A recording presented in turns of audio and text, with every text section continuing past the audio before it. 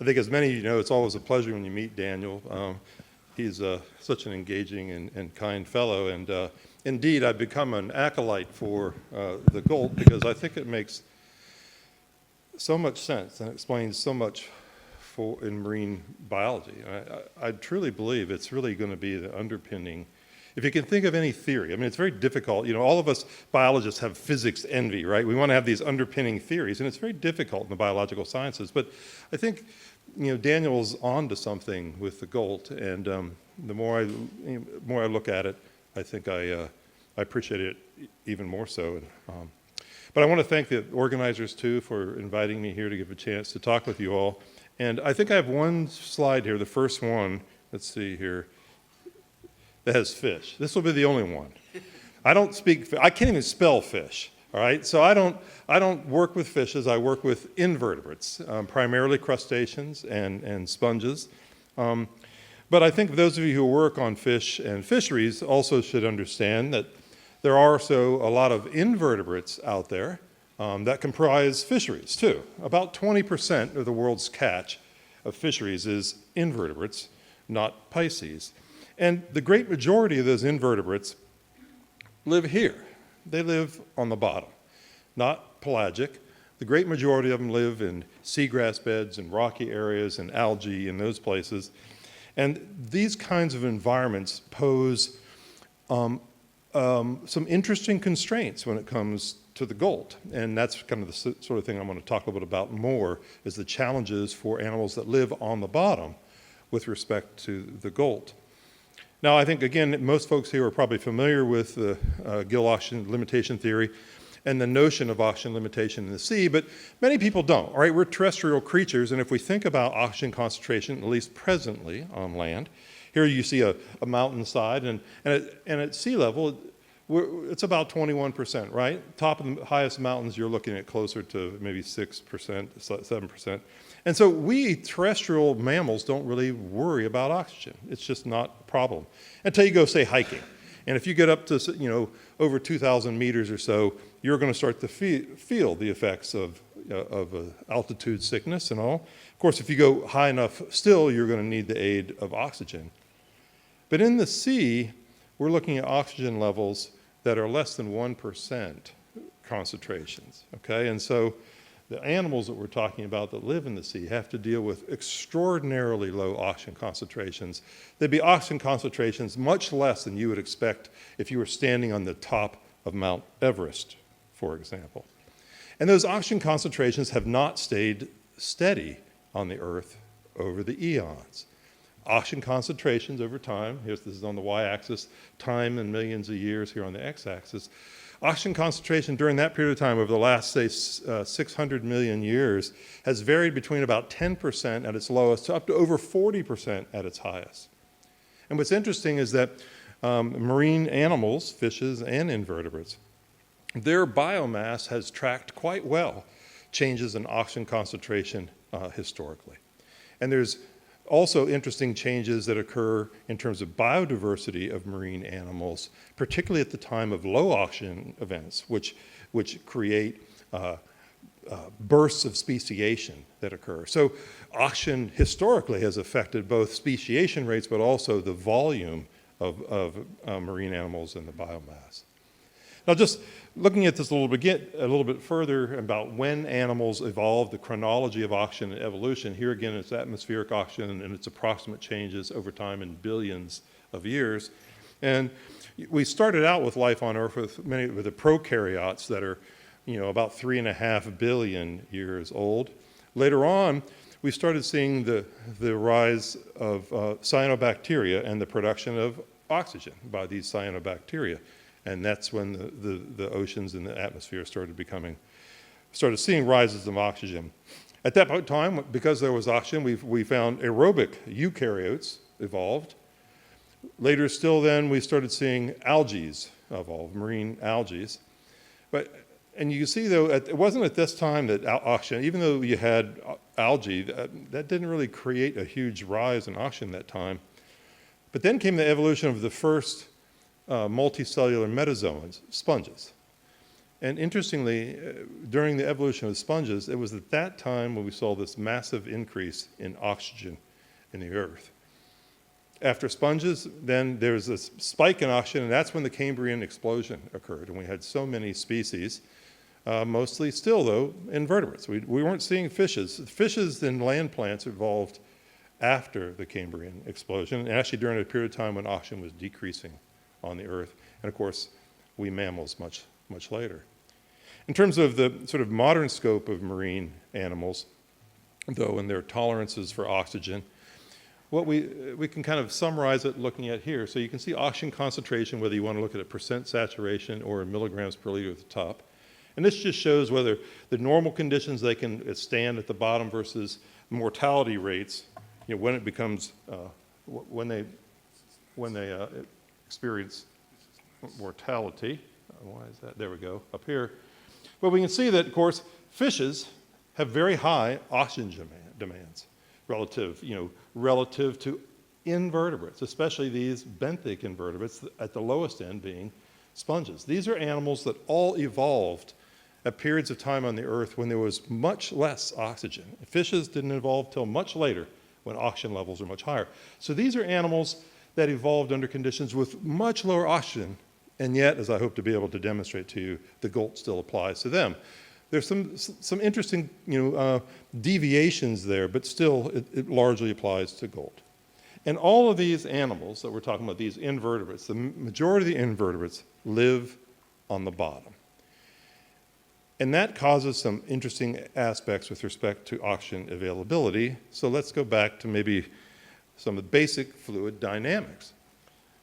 If we have the sea and you have water current carrying oxygen, in the pelagic zone, where most of the fishes are, you have what we call, these are areas where we have free stream velocity. But at some point in time, as you get close to the bottom, to a boundary layer, to the seafloor, frictional resistance of the seafloor slows currents. And there's, boundary layer is defined as the area between, it's the area where you go from literally zero velocity of the water at the surface up to what we call free stream velocity, which is the average velocity up here. Well, so as fishes are living up here, though, most invertebrates are living down here in some kind of boundary layer.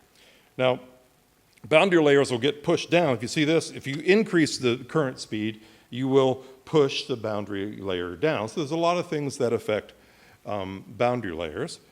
But one of the key things about wherever that boundary layer is up in the pelagic zone, you have oxygen that is freely circulating up here. But in the boundary layer, of course, oxygen can only slowly diffuse into the boundary layer.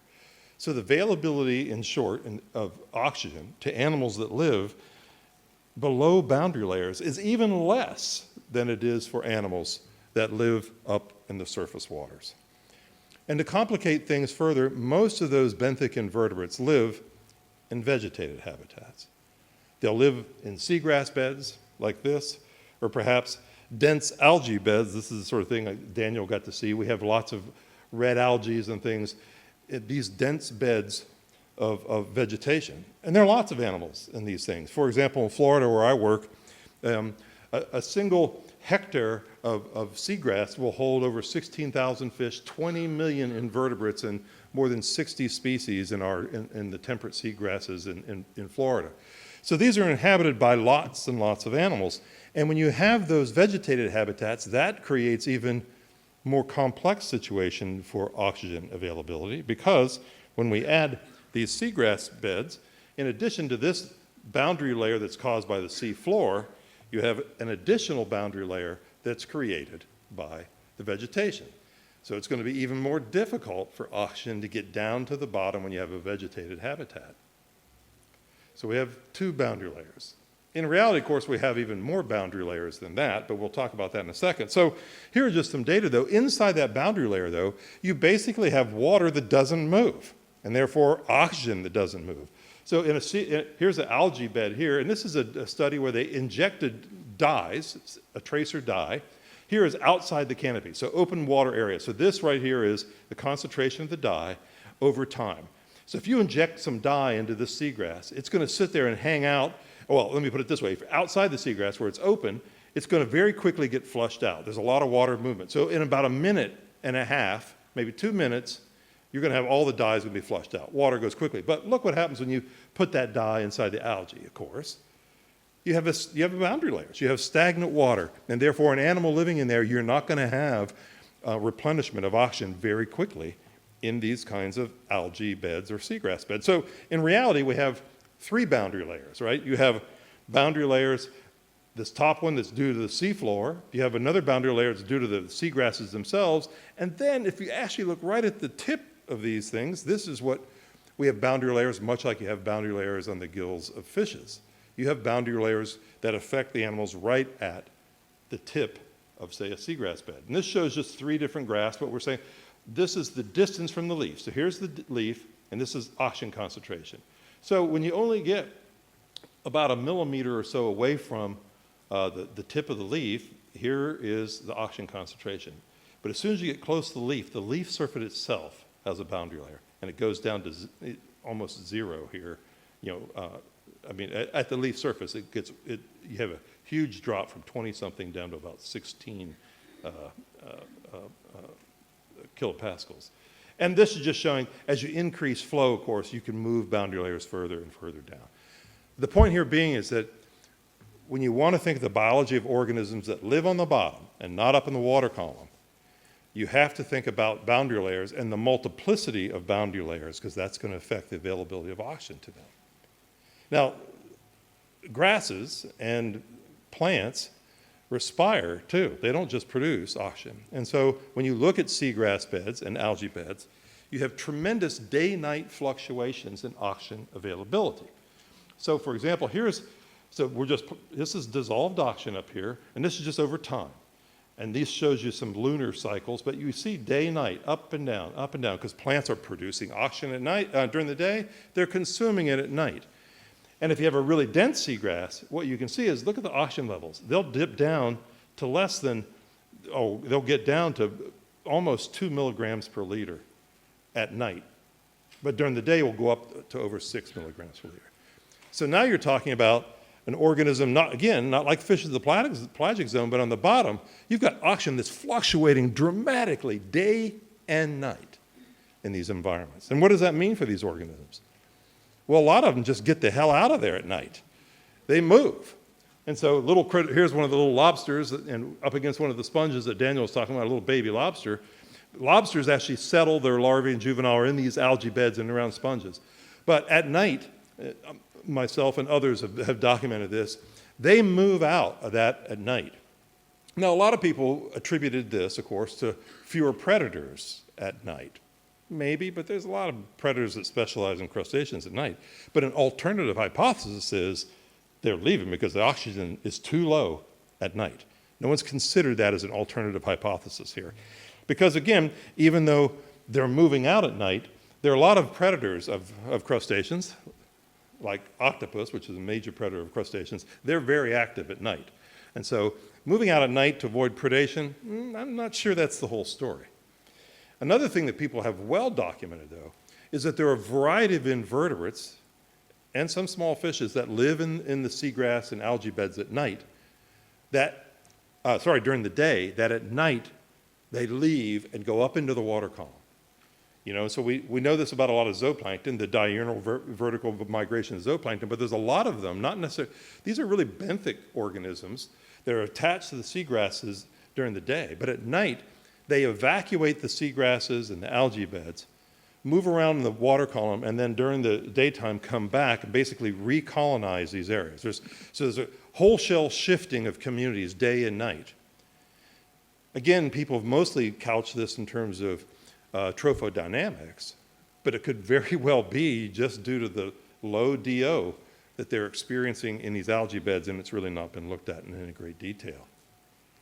Now, the GOLT predicts, too, that as animals get larger, that their activity levels will decline, right? They're going to have, as they get bigger, their gills don't scale to the body mass as well, and so therefore they're going to be aerobically constrained, and so it should limit their activity. Now, a lot of people just say, hey, they get big, that means they're big and tough and nobody messes with them. But again, an alternative hypothesis, they don't have an option but to stand it out and duke it out with their predators because they can't maintain high aerobic activity as the little ones do. And there's some data. So as Daniel mentioned, we're working with one of my PhD students, and we're just getting some preliminary data, and I don't think has actually seen this yet. It's hard to get big lobsters. We're doing some work. Here's how many tail flicks. How often, lobsters flee their predators by flipping their tails, right? They flip backwards to get away from their predators.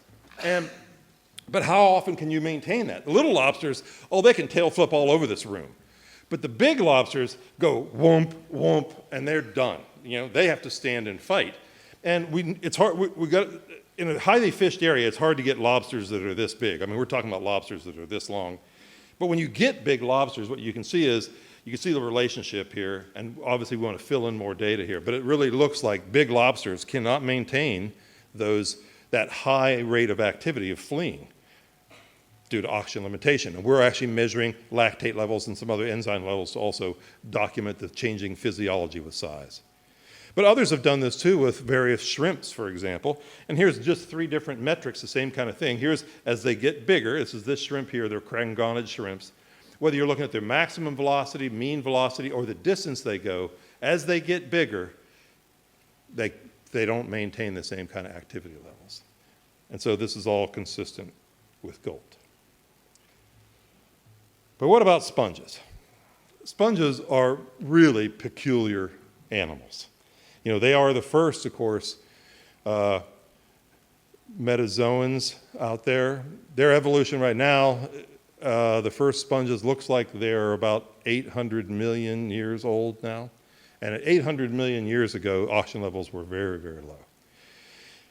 And so, but they're interesting. They're colonial animals. They don't really have tissues. Certainly, they don't have gills. And so one of the questions might be, these really are animals, much like you were talking about, Fabrizio, in terms of larval fishes using the whole surface area for respiration. Sponges are much the same way. And I think this is what intrigued Daniel when he started thinking about sponges in the GOLT. Can the most ancient of animals, these animals that evolved, back at a time when oxygen levels were really quite low, does the GOLT apply to them?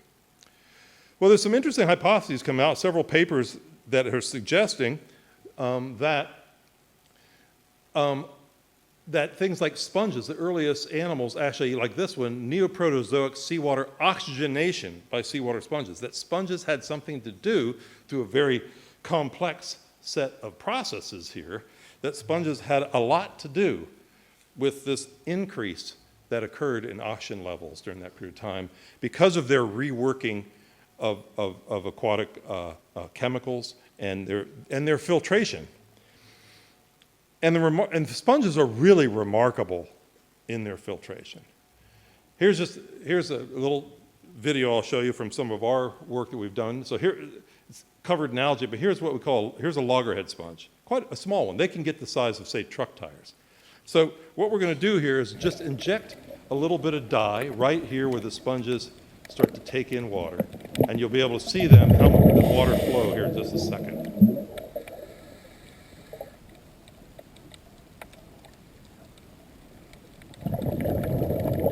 That little sponge, that thing's the size of maybe a grapefruit or something. It's really, look at the water flow through these things. It's just remarkable how much water they were pumping. And so they have the capability to really move a lot of water around. And of course, part of that when they're taking in water is they're looking for oxygen. Now where we work, where Daniel invited me, is in the southern tip of Florida, or I invited Daniel, the southern tip of Florida in the Florida Keys, which is a coral reef kind of environment. And there are lots and lots of different sponges there. Shallow water sponges, and there's actually sponge fisheries like there are here in Greece. Actually, in one part of Florida, there's a very large Greek community of sponge fishermen that have moved there many years ago when there was a sponge die-off here. So there's sponges that occur in inshore areas, offshore areas, very complex in different communities, and there are a lot of them. Now, American football season's just starting, so I'll put it in this kind of term here. So you can think of, if you're a soccer fan, so you call it football, European football, it's about the same size, more or less. But this is the average in Florida, how many sponges? Large sponges, so something that's about the size of, say, a soccer ball or bigger, in an area of the size of a soccer field, you've got about 2,000 big sponges and something over 40,000 sponges in a soccer field. So sponge biomass is not trivial. It's amazingly high. And so their contributions to these ecosystems is important. And the GOLT has some influence on them. When Daniel and I looked at, this is a sponge that is a commercial bath sponge that's commercially fished in Florida. It's called the sheep's wool sponge. You can see sort of the size and age here and the typical fall off of growth as they get bigger, which makes a lot of sense. Again, this is the predictions too of GOLT. Now, other sponges in this area, one that I mentioned that we're actually, the one we showed you the filtration, this species of sponge, they call it the loggerhead sponge, can get to the size of a truck tire. But rarely when they get this big, do they maintain this round spherical shape. They start to degrade in the center. And they're not happy about it. Notice the eyes, mouth here, yeah. But here's the big, see how they degrade in the center. And as Daniel and I were talking about, no one really understood why is this the case? Why do they degrade in the center and become like a donut? And we suspect, and I'll show you some evidence here, that's just oxygen limitation. There's not enough diffusive area for these big sponges. And here's some other, we've been looking at rugosity measures of sponges as they change, as they get bigger. So what that was like a round sponge. Now, it's quite large. This is the size of a typical sheet of paper. These are our targets. We're doing underwater photogrammetry. So look at how convoluted these things get. Their surface area, they start decaying, and their surface area increases tremendously when they get bigger, but they're no longer round. And so we're actually doing the measurements of this. The reason we're doing this is that we can now do complex calculations of rugosity using underwater photogrammetry, and we can actually see how their surface area changes in complex ways. But just to put this in a general context, for these loggerhead sponges, we went out and did surveys, for example, and here's the sponge volumes. These are sponge sizes. So you start with a sponge about the size of a baseball, a soccer ball, and maybe ones the size of truck tires. And if you just do something simple without doing the fancy calculations of rugosity, and just look at what's the percent of the population that are misshaped, that are no longer cylindrical? Look at this.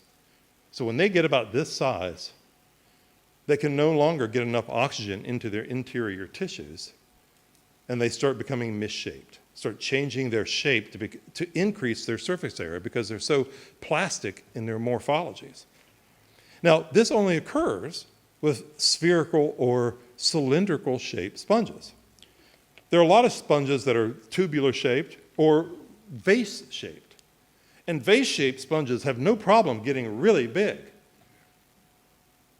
They don't degrade. Why? Because these vase sponges have a much bigger surface area to volume ratio, much like the gill ratios that we see, gill area ratios with weight ratios that Daniel's documented and others with fishes and various crustaceans. It's the same thing with sponges.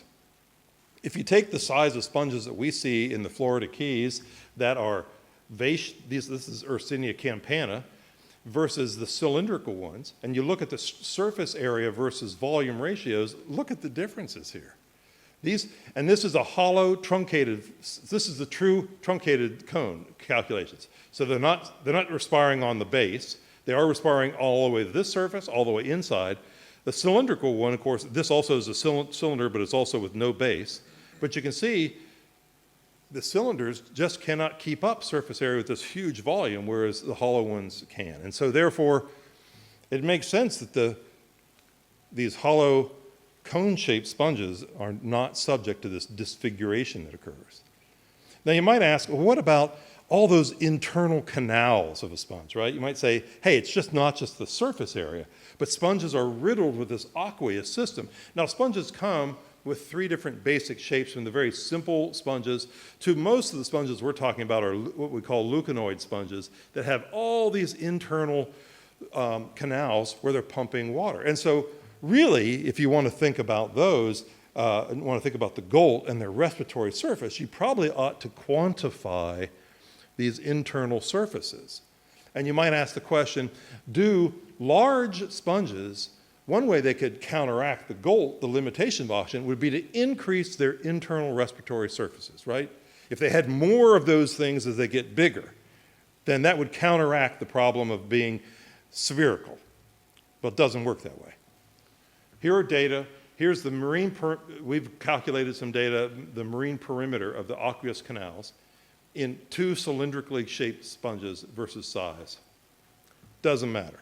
As they get bigger, they have the same, there's a consistent number of canals inside. So they don't produce more canals to make up for the fact that they have this declining surface area to volume ratio. They don't do that. So they are subject to the same constraints of oxygen acquisition as you would if you had gills or anything else.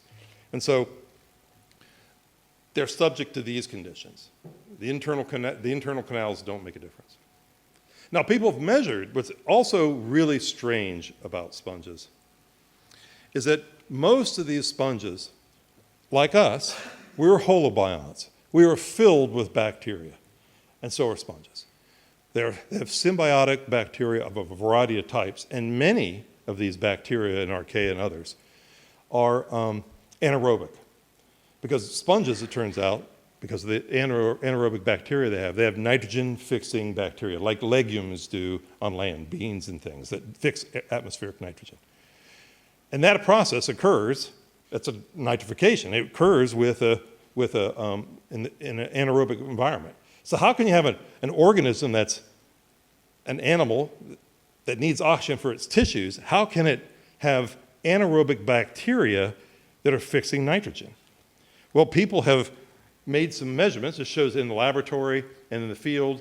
You can actually take little needles and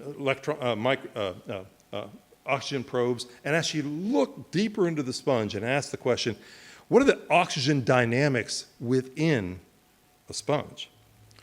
Well, what it turns out is sponges, they have temporary suboxic and anoxic conditions. And that supports their anaerobic microbial. And they vary their pumping rates and the locations that go anoxic. So here's an example of some of the data. Here's oxygen. This is, okay, over time. The blue is is basically the sponge breathing. It's the oxygen levels coming out of the sponge, out its exit. So you can see so they're pumping at different times. But look at the oxygen in the tissues. Up and down, up and down, up and down, up and down.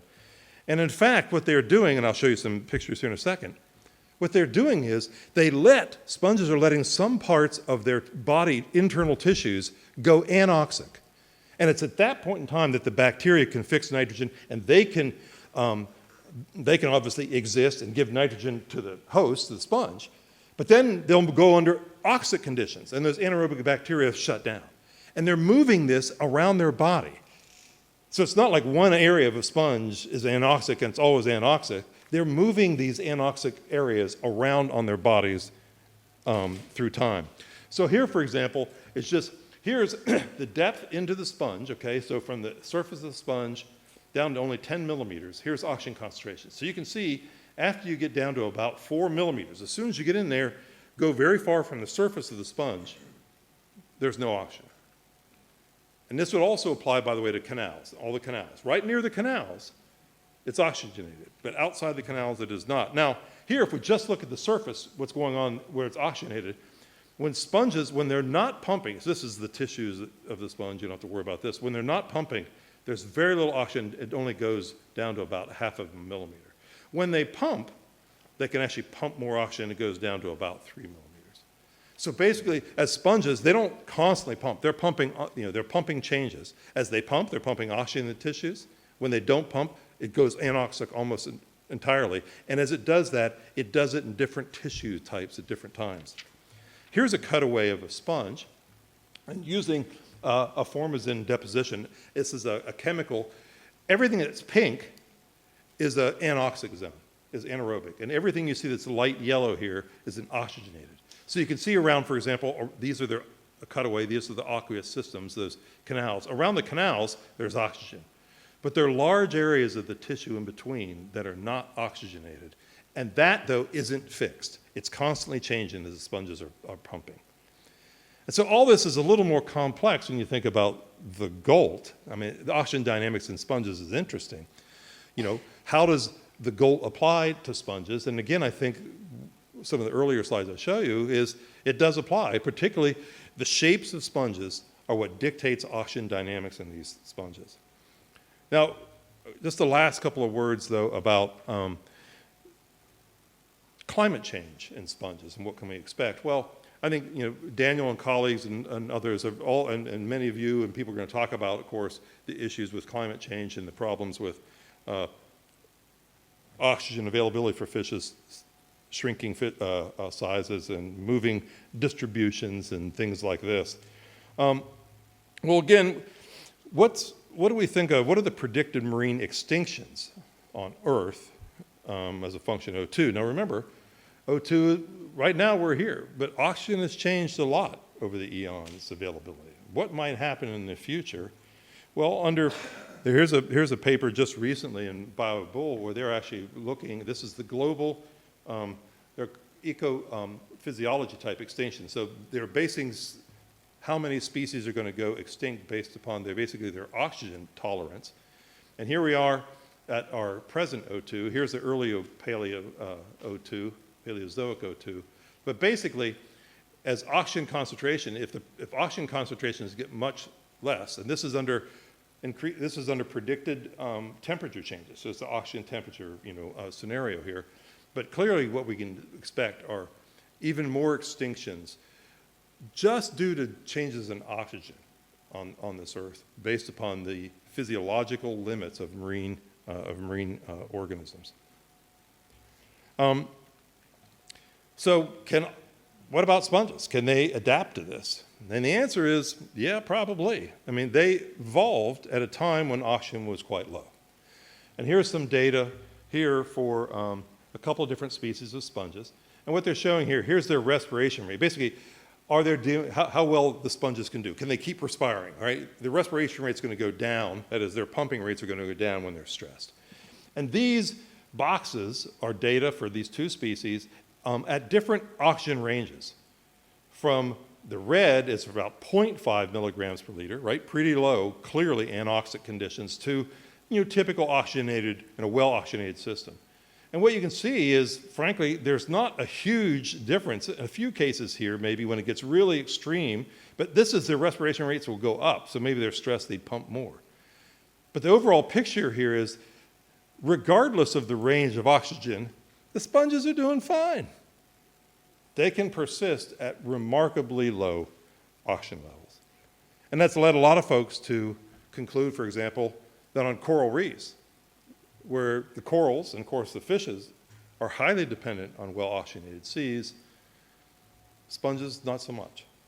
And we expect in many cases, sponges will become the dominant life forms on reefs, for example, not only because of temperatures, but in particular because of their availability, their ability to withstand very low oxygen concentrations. So a couple of take-home messages.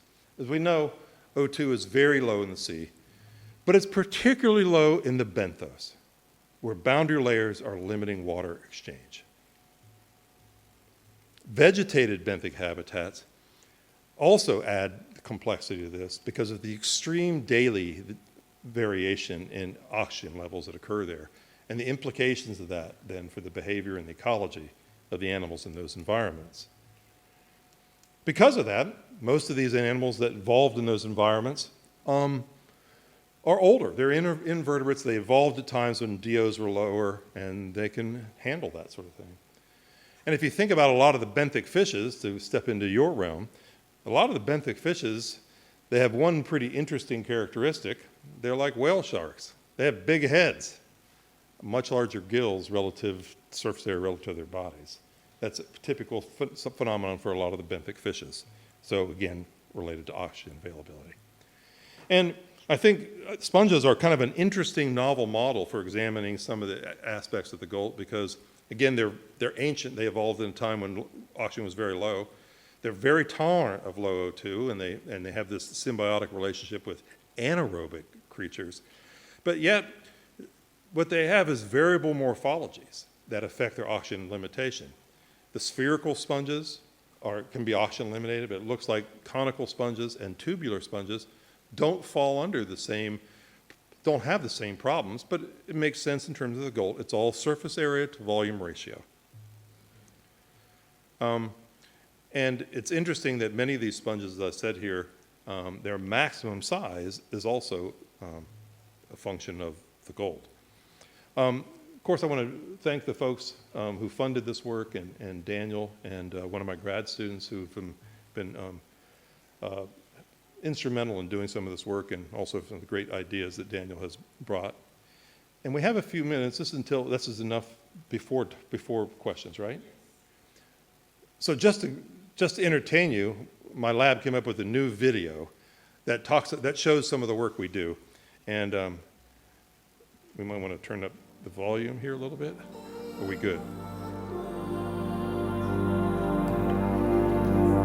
Can you hear it back there? Yeah, good.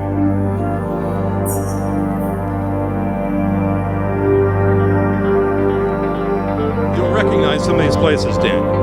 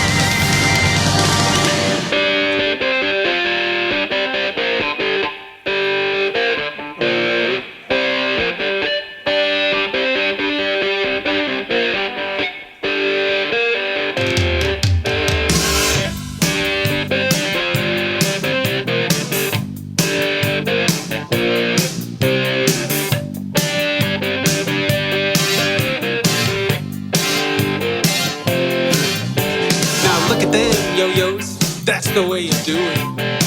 You do your science in the deep blue sea. That ain't working, that's the way you do it. Nothing for your money but your PhD. Now that ain't working, that's the way you do it. Let me tell you, them guys ain't dumb. Maybe get a crab bite on your little finger. Maybe get a sunburn on your bum. We gotta install sound equipment, native crab delivery. We gotta take some pamphlorescence. We gotta save these colorful reels.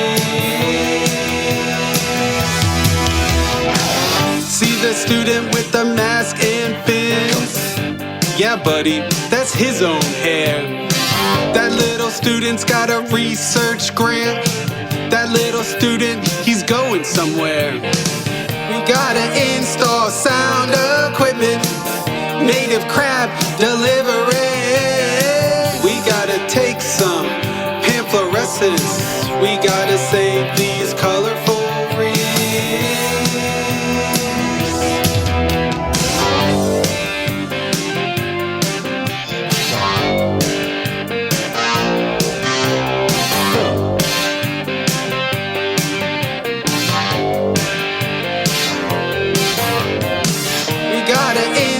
Sound equipment, native crab delivery.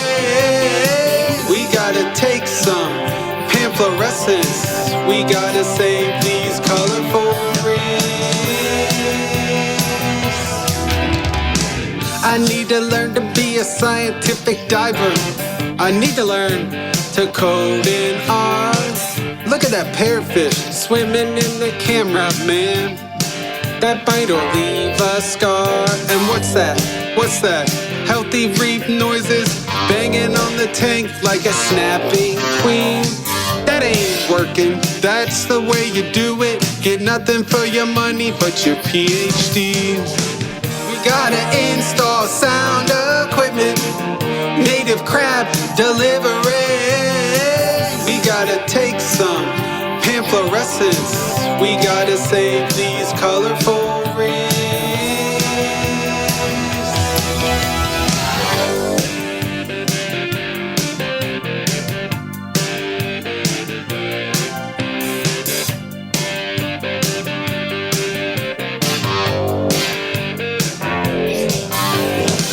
That ain't working. That's the way you do it. Do your science in the deep blue sea. That ain't working. That's the way you do it. Nothing for your money but your PhD. Nothing for your money but your PhD. Nothing for your money but your PhD. Nothing for your money but your PhD. Nothing for your money but your PhD.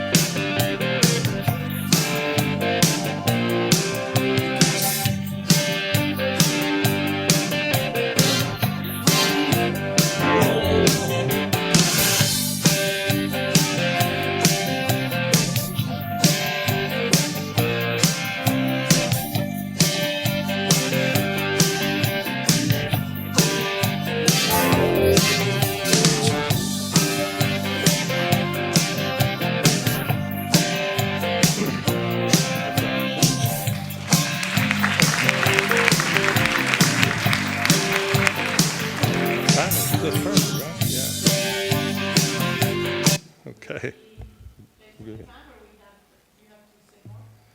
No, I just want to say thank you, and long live the GOLT.